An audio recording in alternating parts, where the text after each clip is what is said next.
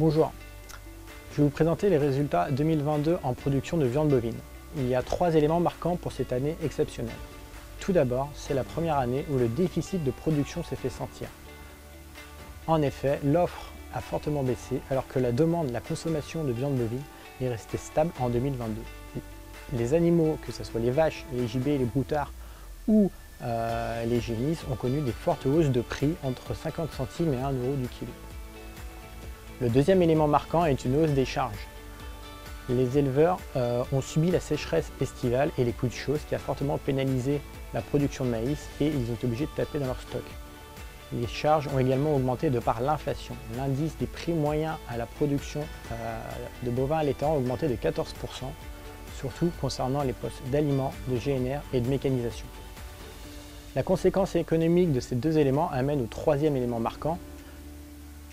La marge brute des animaux est en hausse d'entre 100 et 500 euros par type d'animal, selon la race et le niveau d'intensification. En ce qui concerne l'EBE, on a une année historique. L'EBE est de 58 000 euros en 2022, alors que sur les années précédentes, on était plus près de 40 000 euros. Cette forte augmentation du revenu est nécessaire afin de permettre d'accroître la rentabilité des exploitations et d'envisager la transmission de ces dernières. Le revenu disponible est de 32 000 euros cette année. En termes de ratio concernant la situation financière, les annuités sur l'EBE représentent 40%, alors que les capitaux propres représentent 60%.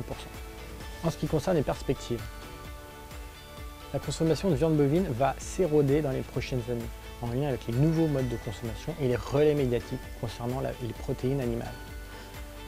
La production va aussi s'éroder, et de manière importante, puisque 50% des vaches sont détenues par des éleveurs de plus de 50 ans. Si on veut transmettre les exploitations de viande bovine, alors il faudra que le niveau de résultat 2022 se répète durant les prochaines années. Ce niveau de résultat-là passe par les prix payés aux producteurs, et on va arriver à deux notions importantes. L'enjeu de la souveraineté alimentaire, produire en France pour le consommateur français, et la capacité du consommateur français à payer cette alimentation. Le deuxième enjeu concerne les éleveurs et leur environnement, leur écosystème. Tout d'abord, sur le plan environnemental, les aléas climatiques ne sont pas des aléas, mais sont des événements annuels qui se répètent chaque année et de manière différente.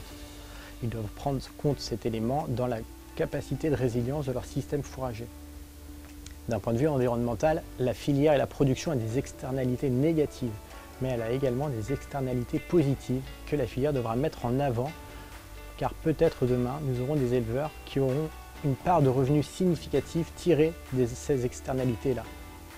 Les éleveurs doivent également prendre en compte les éléments sociaux, le bien-être de l'animal et le bien-être des éleveurs. Enfin, le dernier enjeu concerne un éleveur, un objectif, une exploitation, une stratégie.